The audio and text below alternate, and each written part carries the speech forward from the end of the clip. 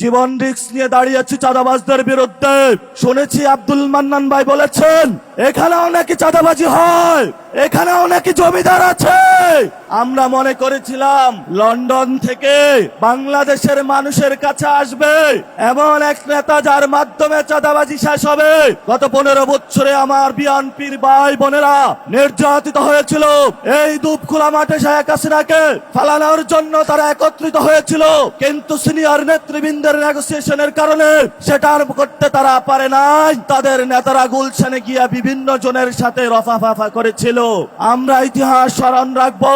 বিএনপির যারা নির্যাতিত ভাই এবং বোনেরা আছেন, ভয় নাই, তোমাদের আশ্রয়ের জন্য আমরা আছি।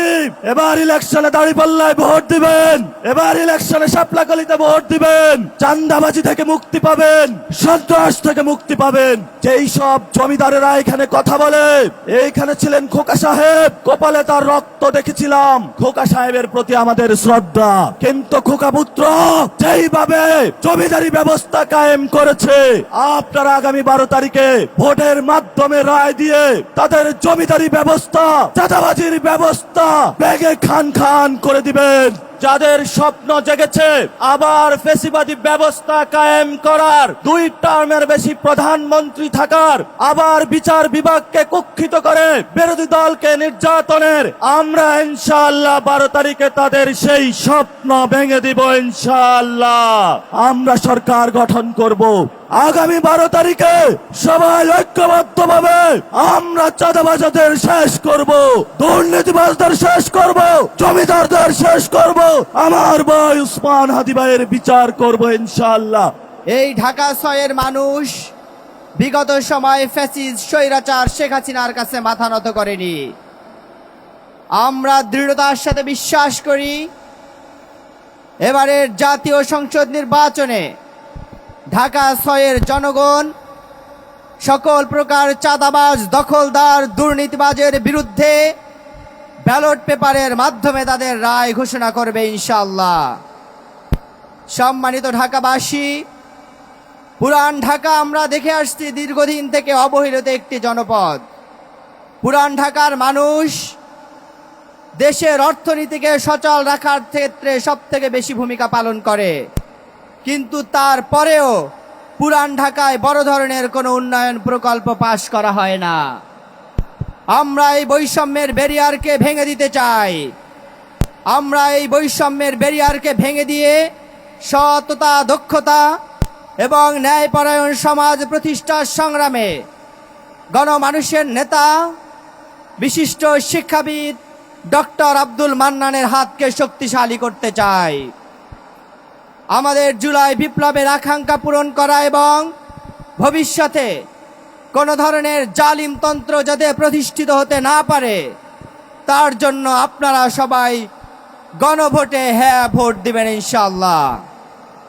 আগামী দিনে সুন্দর এবং আধুনিক পুরান ঢাকা প্রতিষ্ঠার স্বপ্ন নিয়ে আমি আমার সংক্ষিপ্ত বক্তব্য এখানেই শেষ করছি। আসসালামু আলাইকুম ওয়া রাহমাতুল্লাহ। প্রিয় সাংবাদিক বন্ধুগণ, সংগ্রামী উপস্থিতি, আসসালামু আলাইকুম ওয়া রাহমাতুল্লাহি ওয়া বারাকাতুহু। আগামী 12ই ফেব্রুয়ারি বাংলাদেশে ইনশাআল্লাহ একটি নতুন সূর্যের উদয় হবে। আধিপত্যবাদের বিরুদ্ধে মানুষ তাদের রায় দিবে, ইনসাফের পক্ষে মানুষ রায় দেওয়ার জন্য মুখিয়ে আছে। নিঃসন্দেহে বাংলাদেশে জুলাই পরবর্তী শহীদের রক্তের বিনিময়ে যে নতুন বাংলাদেশ গড়ার স্বপ্ন আমরা দেখছি, সেই ন্যায় এবং ইনসাফের বাংলাদেশ গড়ার জন্য আজ বাংলাদেশের প্রত্যন্ত অঞ্চল পর্যন্ত মানুষ জাগ্রত হয়েছে, জেগে উঠেছে। আপনারা দেখতে পেয়েছেন বাংলাদেশের শিক্ষাঙ্গনগুলোতে আজ বস্তাপচা সব রাজনীতিক ধ্যান ধারণা থেকে এই তরুণ প্রজন্ম বের হয়ে এসে যারা কথা এবং কাজের মধ্যে মিল রাখতে পারে, যারা প্রতিশ্রুতি এবং কর্মের মাঝে কোনো ফারাক রাখে না, সেই ছাত্র সংগঠনগুলোকেই তারা বাছাই করে নিয়েছে। কোনো ব্যক্তি নয়, কোনো দল নয়, ব্যক্তিত্বকে বাছাই করার ক্ষেত্রে ছাত্ররা, তরুণ সমাজ আজ প্রতিশ্রুতির দিকে তাকিয়ে রয়েছে। কারা তাদের কথার মাধ্যমে এই সমাজকে গড়তে চায়, কাজের সুনিপুণ কৌশলের মধ্য দিয়ে এ দেশকে এগিয়ে নিয়ে যেতে চায়।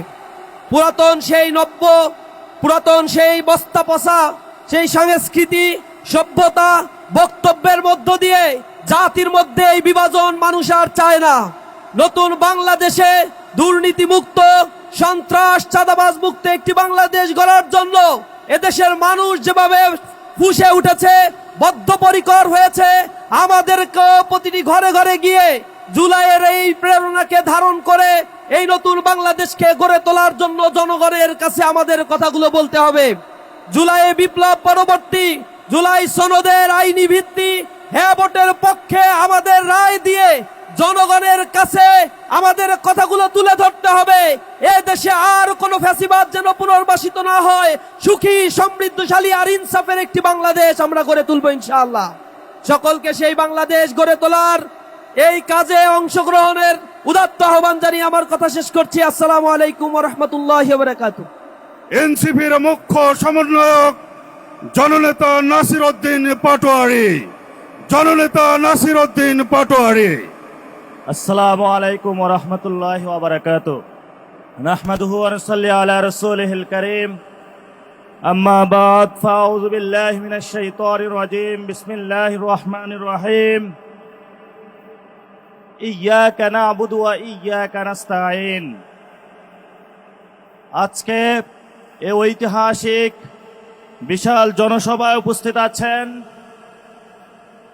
বাংলাদেশ জামায়াত ইসলামীর সম্মানিত আমির, এলডিপির সম্মানিত প্রধান, বাংলাদেশ ইসলামী ছাত্র শিবিরের সম্মানিত প্রধান,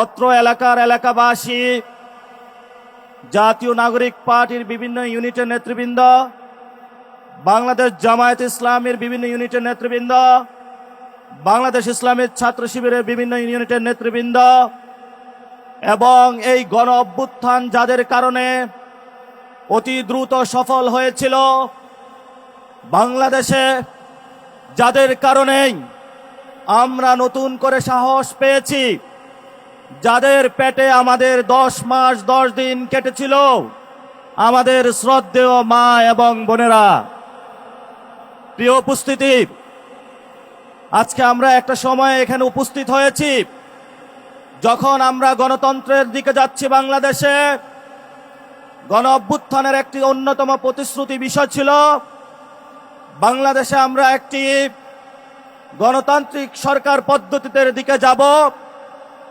যখন আমরা সংস্কার এবং বিচার প্রক্রিয়া সম্পূর্ণ করতে পারব। সংস্কার প্রক্রিয়ায় দেশের জনগণের হাতে চাবিকাঠি তুলে দেওয়া হয়েছে। আগামী 12 তারিখে পুরো বাংলাদেশের আমরা সকলকে আহ্বান জানাচ্ছি, গণভোটে হাঁ দিয়ে যাদের স্বপ্ন জেগেছে আবার ফ্যাসিবাদী ব্যবস্থা কায়েম করার, যাদের স্বপ্ন জেগেছে 2 টার্মের বেশি প্রধানমন্ত্রী থাকার, যাদের স্বপ্ন জেগেছে আবার বিচার বিভাগকে কুক্ষিত করে বিরোধী দলকে নির্যাতনের, আমরা ইনশাআল্লাহ 12 তারিখে তাদের সেই স্বপ্ন ভেঙে দিব ইনশাআল্লাহ। প্রিয় উপস্থিতি, এই গণ অভ্যুত্থানের পরে